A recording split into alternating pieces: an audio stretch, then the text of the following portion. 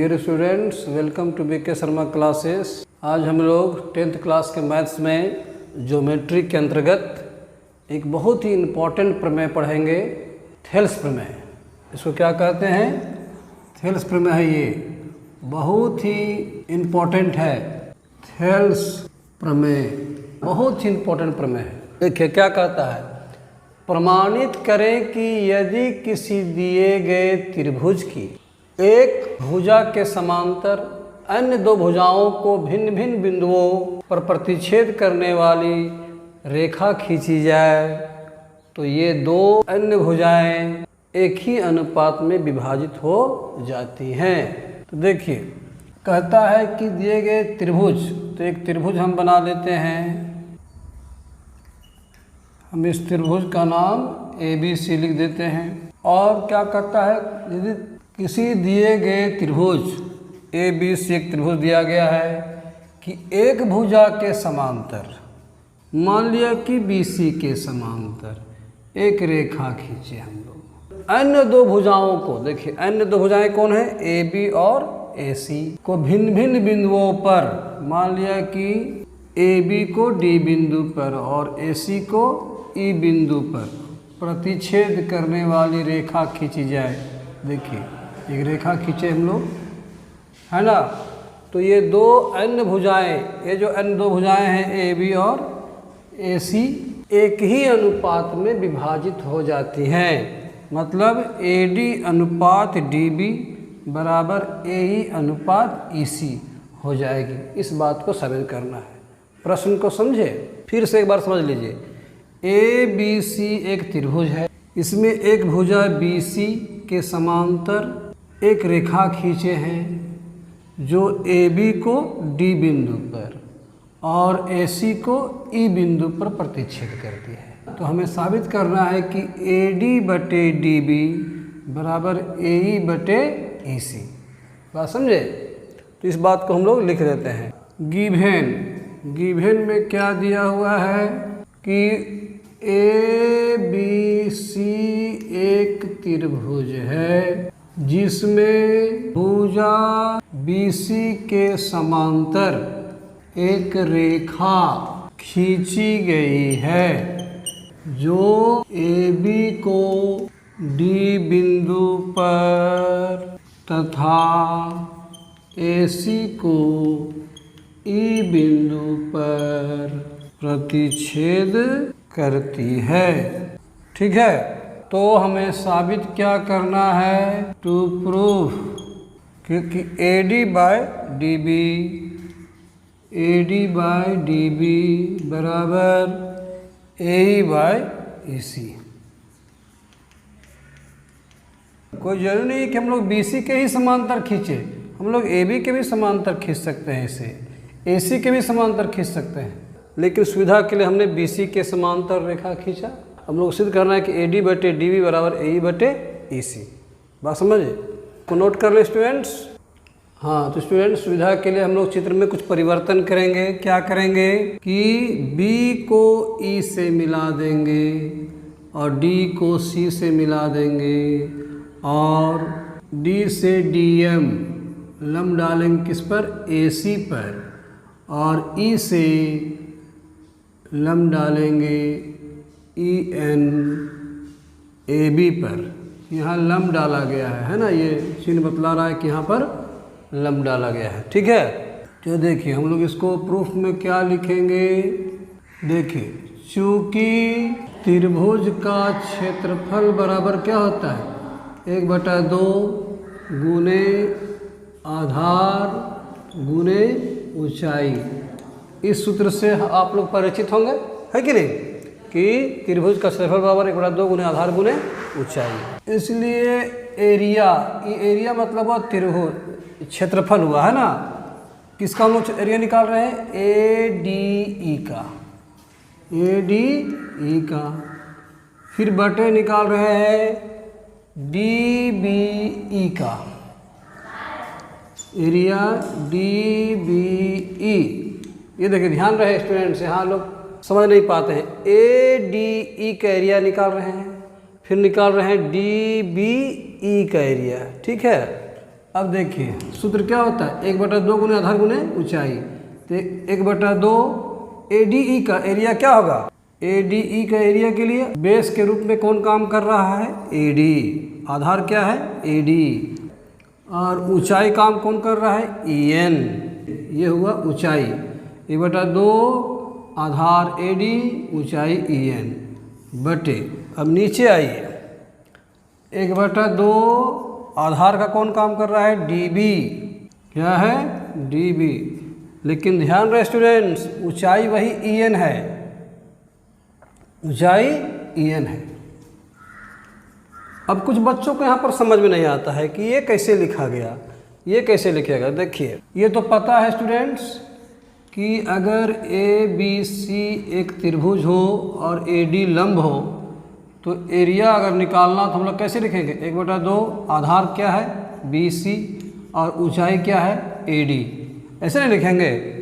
लेकिन अगर कोई त्रिभुज इस टाइप का हो तो ABC और लंब इधर डाला गया हो, आधार BC के बाहर हो लंब, है ना, जहाँ 90 डिग्री बनता हो, तो इसका एरिया क्या हो जाएगा, 1/2 आधार क्या होगा BC, लेकिन ऊंचाई क्या होगी AD। भले यह आधार के बाहर हो, तो जहाँ ऊंचाई होती है वहाँ 90 डिग्री बनता है ना। तो इसी प्रकार DBE में ये तो BD की बढ़ी ही भुजा है, तो BD आधार हुआ लेकिन ऊंचाई EN हुआ, इसीलिए ऐसा लिखा गया है। इस बात को समझ लीजिए आप। ये देखिए अब क्या होगा, ये हाफ हाफ कट जाएगा, EN भी कट जाएगा, इसलिए हमारे पास क्या आ गया, एरिया ADE बटे area DBE। ADE area ADE का अर्थ समझे कि त्रिभुज ADE का क्षेत्रफल, हम लोग तो इसे 9th में ही सीख चुके हैं। DBE का एरिया मतलब समझे त्रिभुज DBE का क्षेत्रफल। इतना बराबर मेरा क्या आया है, AD/DB, AD/DB। इसे हम लोग पहला समीकरण मान के रख लेते हैं। सुविधा के लिए अभी इसको मिटाना पड़ेगा, इसलिए सुविधा के लिए हम इधर लिख देते हैं। हमको पहला में क्या प्राप्त हुआ, ADE बाय एरिया DBE बराबर AD/DB। ये इसको हम सुविधा के लिए इधर लिख लेते हैं, है ना। अभी उधर और आगे लिखना पड़ेगा, इसको हम लोग पहला मान के इसको रख लेते हैं, ठीक है। अब देखिए आगे बढ़ते हैं। हाँ, तो इसी प्रकार स्टूडेंट्स ये साइड हमने कर लिया है, अब यही काम हम ए साइड करेंगे, फिर वही काम करेंगे। एरिया ADE बाय, अब देखिए DEC का एरिया निकालेंगे, त्रिभुज DEC, एरिया DEC। अब देखिए सूत्र तो ही है 1/2 गुने आधार गुने ऊंचाई। तो इस बार आधार का काम कौन करेगा, AE। बेस क्या है AE, इस त्रिभुज की बात हो रही है ना, तो इस बार हम लोग आधार इसको माने हैं। तो क्या होगा AE, ऊंचाई क्या होगी DM, ऊंचाई क्या होगी DM बाय, अब इसका देखिए DEC का बेस क्या होगा EC, 1/2 गुने EC गुने, हाँ लेकिन ऊंचाई उसी तरह, इसे पहली बार बताए हम, DM ही हो जाएगा, है ना। अब देखिए वो half half cancel, DM cancel, क्या बचा भाई, इसलिए area ADE by area DEC बराबर AE/EC। इसको हम लोग दूसरा मान लेते हैं, ठीक है। अब देखिए हमारा उद्देश्य क्या है, इतना प्राप्त करना। तो देखिए तो इसके दाहिने साइड क्या है, AD/DB, AD/DB आ गया बराबर AE/AC। देखिए AE/AC भी आ गया, तो ये बराबर ये तो आ गया है, लेकिन ये और ये बराबर कब होंगे, जब बाईं ओर बराबर होगा, जब ये इसके बराबर हो जाए, है कि नहीं। तो क्या बराबर है, देखिए तो मिलाइए तो, एरिया ADE, ठीक है, एरिया ADE ये भी ठीक है, ऊपर ऊपर मिल जा रहा है। नीचे क्या है, एरिया DBE, लेकिन यहाँ एरिया DEC है। तो DEC और ये दोनों बराबर होंगे तभी तो हम इसको और इसको बराबर कर सकते हैं। तब क्या करेंगे हम लोग, ये दोनों बराबर कब हो सकते हैं, DBE और DEC। यहाँ पर गौर कीजिए, DBE है और क्या है, DEC। क्या ये दोनों त्रिभुज बराबर हो सकते हैं? हाँ, हो सकते हैं। हम लोग 9th में पढ़े थे कि अगर कोई त्रिभुज एक ही आधार पर बना हो और एक ही समांतर रेखाओं के मध्य बना हो तो क्षेत्रफल में बराबर होते हैं। हम लोग क्या लिखेंगे, चूंकि त्रिभुज DBE तथा त्रिभुज DEC एक ही आधार, कौन, DE तथा समांतर रेखाओं, कौन समांतर रेखा, DE और BC के मध्य बने हैं या स्थित हैं। इसलिए हम लोग क्या लिखेंगे, area DBE equal to area DEC। Area DBE बराबर एरिया DEC। अब देखिए बाईं ओर गौर कीजिए, DBE और DEC बराबर हो गए, हुए ना? क्यों? क्योंकि ये दोनों त्रिभुज एक ही आधार पर और एक ही समांतर रेखाओं के मध्य बने हैं। ये नियम है कि जब कोई दो त्रिभुज या चतुर्भुज भी एक ही आधार पर और एक ही समांतर रेखाओं के मध्य बने हों तो ये क्षेत्रफल में बराबर होते हैं, क्षेत्रफल के मामले में इक्वल होते हैं। तो इसी तरह ये दोनों त्रिभुज बने हुए हैं एक ही आधार पर और एक ही समांतर रेखाओं के मध्य, इसलिए दोनों क्या होंगे, बराबर होंगे।